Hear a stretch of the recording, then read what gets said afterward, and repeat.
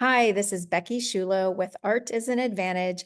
Welcome to my weekly video series where we are focusing on finding an audience and marketing your art to a niche. I recently published a free guide called 7 Steps to Marketing Your Art to a Niche, and you can get a copy of that if you haven't in the notes below this video. So this video series is currently going through those steps on a weekly basis with these short videos. Now we're still in step 1, which is where you identify the niche. Now, if you haven't watched the videos leading up to this, I would say, please go back and do that when you have a chance. I think it all works together much better when you do it that way.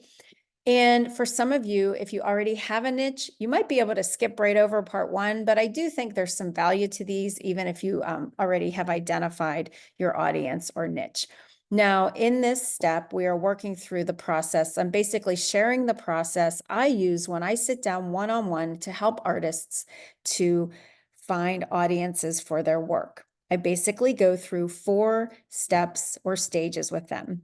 The first thing we do that we talked about earlier was to do an assessment, and we use that assessment to come up with some big ideas or themes that we could pursue for new audiences. Then we do some research around those ideas to see if we can build them out a little bit to see if they make sense or viable. So last week we talked about that research. And actually, once you land on your niche or audience, we're going to get even more into research down the line here. But last week was a little bit of an overview of that. So now that brings us to the next step, which is experimenting with a purpose. So you've got some ideas in mind. You've done a little research to solidify your ideas around this particular segment. And now you want to go out and test your idea. So basically, I'm calling that test an experiment. And this could be like a whole host of things, but I would say as an examples, it could be maybe participating or exhibiting at an event that you've never participated with before. It might be to approach a business about something that you're doing. The sky's the limit, really, because you're all different. It's going to depend on your work and you. Now, the best way that I really know how to talk about this experiment phase, because like I said, it's going to be different for all of you, is to give you an example. And now we're going to get into the part with these videos where I'm going to be starting to share a lot more case studies with you. So I'm going to start first with my first art marketing experiment. I thought that would be a great place to start. So to make a long story short, I'm going to call this the Bluegrass Painter Experiment. And the backstory here is that this is my father, Robert Yonke. He is an artist. We started about 16 years ago at this. And at that time, he had been actually painting his whole life, but that wasn't his full-time career. And he had never really actively worked to sell the work. So he has always painted scenes of things that are important to him or things that he's doing in his life. And he happens to be a musician who plays bluegrass music. And so he was painting a lot of art around that subject matter. I was asked if I might be able to help sell it. Now, at that point in time, I didn't have any experience marketing or selling art. So I knew how to do something. I had a communications and marketing background. So I knew what I knew, or I did what I knew how to do, which was to put together a press release.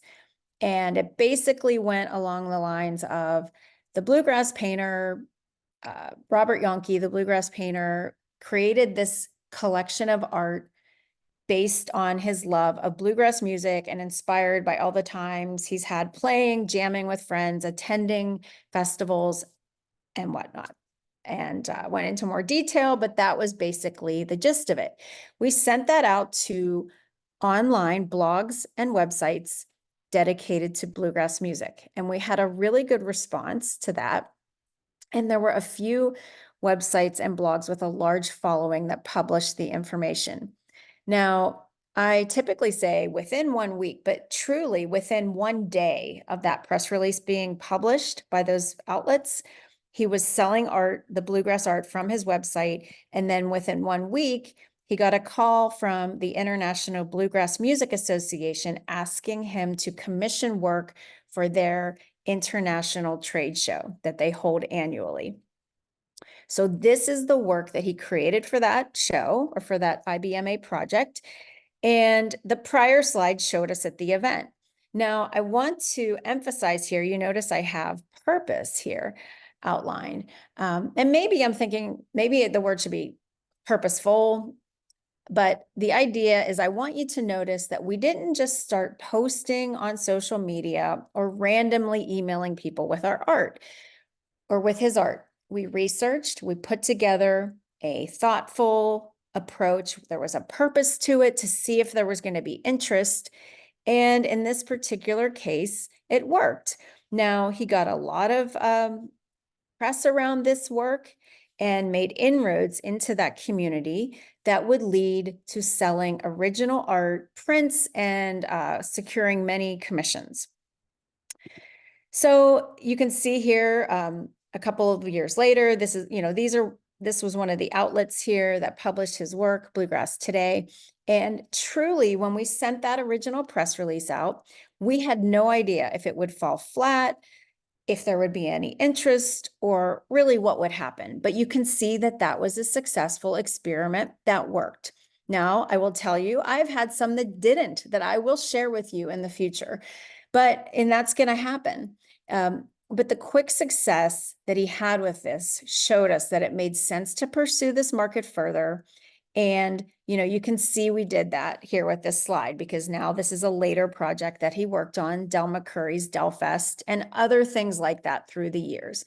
Now, next week, what I'm going to talk about is taking the results from these experiments and using them for strategies to move forward. And really how your entire approach to art marketing should constantly be adding in some new experimentation and then building on what you learn. So that's what we're going to talk about next week. So I hope this example gave you an idea of how this process works, from assessment to doing some research to giving an idea and putting something out there. And then again, of course, next we'll talk about what you do with those results. And just to mention again, you can get that guide in the notes below. There are some other resources that you will find below. So that's it for this week, and I will see you next week.